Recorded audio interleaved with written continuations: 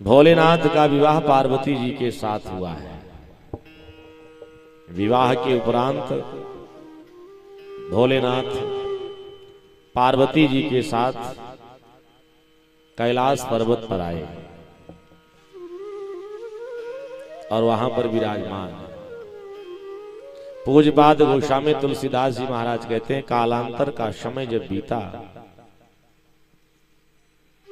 इधर पूरे संसार में ताड़कासुर का आतंक बढ़ गया था। देवता, ऋषि, मुनि, तपस्वी, ज्ञानी, जति, सन्यासी सब त्राहि त्राहि कर रहे थे। सारे संसार के देवगण यही प्रार्थना कर रहे थे कि भगवान के प्रथम अंश के रूप में जो देवादिदेव महादेव का पुत्र जन्म लेगा, उसी के साथ ताड़कासुर का उद्धार होगा।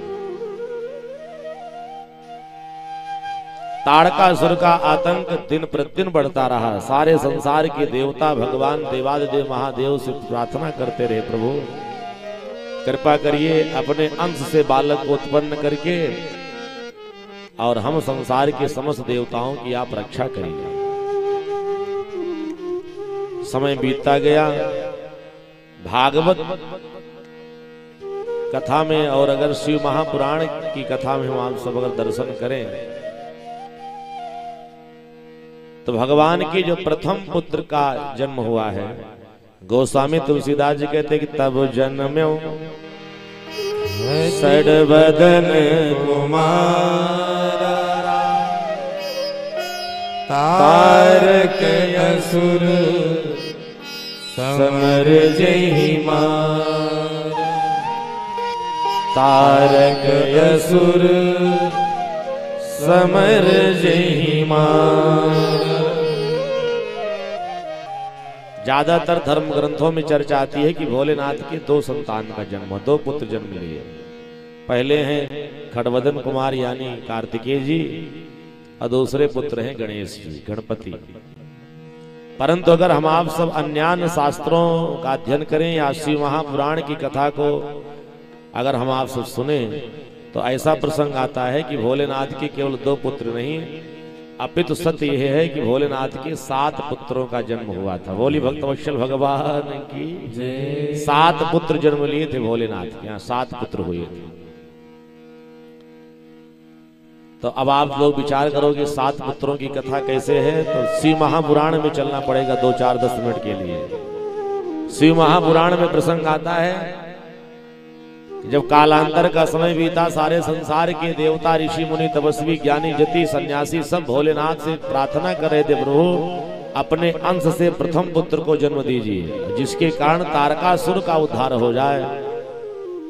तो भोलेनाथ के अंश के रूप में पार्वती जी के गर्भ से एक साथ 6 पुत्रों का जन्म हुआ। जैसे हमारे यहाँ होता ना, कभी कभी आप लोग न्यूज़पेपर में या टेलीविजन देते ना, एक साथ 4 पुत्र जन्म लिए, एक साथ 3 पुत्र जन्म लिए, एक साथ ही गर्भ से 2-4-5 मिनट के अंतराल में 2 पुत्रों का जन्म होता है। तो ऐसी झांकी देखने को मिलती है। इसी तरह से पार्वती जी के गर्भ से एक साथ 6 बालकों का जन्म हुआ। अब जब 6 बालकों का जन्म हुआ तो जो माताएं 2 बालकों को पालती होंगी एक साथ जन्म दे करके, उनके परिवारी जनों से पूछो कितना परिश्रम, कितनी मेहनत करनी पड़ती है। एक पुत्र के ही लालन पालन में पूरा परिवार परेशान होता है। छोटे छोटे 2 पुत्र आ जाए तो और परेशानी। अब जिनके यहाँ 6-6 बालकों का जन्म एक साथ हो गया तो पार्वती जी को संभाल पाना बहुत मुश्किल हो गया। पार्वती जी ने महादेव से कहा, बाबा एक काम करिए, इन बालकों को संभालने में कुछ आप भी हमारी सहायता करिए, क्योंकि ये 6 बालक सब संभाले नहीं जा रहे हैं, इनकी देख रेख, इनकी परवरिश अच्छे तरीके से नहीं हो पा रही है। तो उसी समय सज्जनों भोलेनाथ ने कहा, देवी चिंता मत करो, मैं इन बालकों की देख रेख के लिए, तुम्हारी सेवा के लिए 6 कीर्तिकाओं को बुला देता हूँ।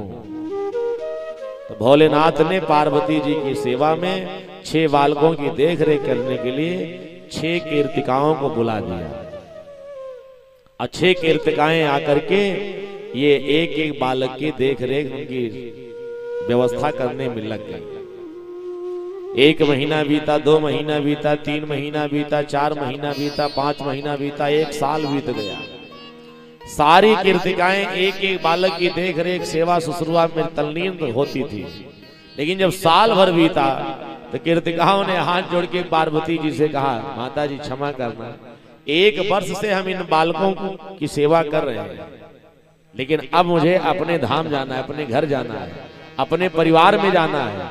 हमारे भी परिजन, हमारे परिवारी जन हमारा इंतजार कर रहे हैं। तो पार्वती जी ने कहा, अभी 2, 4, 6 वर्ष और रुकना पड़ेगा। क्यों? क्योंकि ये बालक 1 वर्ष के हुए ना, ये और उद्दंड हो गए। अब तो इनकी परवरिश में अकेले और नहीं कर पाऊंगी, कम से कम 4-5 वर्ष आप सबको रुक करके इन बालकों की देखरेख करनी होगी।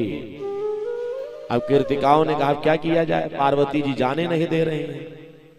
तो कीर्तिकाओं ने क्या किया, एक बहुत सुंदर सा अद्भुत अलौकिक एक पालना बना दिया, बड़ा सा, और उसी पालने में 6 बालकों को एक साथ सुला दिया। और कीर्तिकाओं ने हाथ में जल लेकर के भगवान का स्मरण किया। मंत्र की शक्ति से ऐसी शक्तिशाली ये कीर्तिकाएं थी कि मंत्र का उच्चारण करके एक साथ जल हाथ में लेकर के जब पालने में लेटे हुए 6 बालकों के ऊपर जल का छींटा किया, तो मंत्र की शक्ति से कीर्तिकाओं की तपस्या के फलस्वरूप ये 6 बालकों का शरीर सब आपस में जाकर के एक हो गया। बोली भक्तवत्सल भगवान की। तो शरीर तो सब जाकर के मिल गया, एक हो गया, लेकिन सबके मुख अलग अलग हो गए। मुख एक नहीं हुआ, मुख अलग अलग था, शरीर एक हो गया मंत्रों की शक्ति से। सज्जनों, जो 6 बालक एक साथ जन्म लिए थे, उनको इन कीर्तिकाओं ने एक कर दिया। इसीलिए इस बालक का नाम कीर्तिकाओं के द्वारा पालन हुआ। कीर्तिकाओं ने 6 बालकों को एक किया था, इसलिए इस बालक का नाम आगे चल के कार्तिकेय पड़ गया। बोली भक्तवत्सल भगवान की।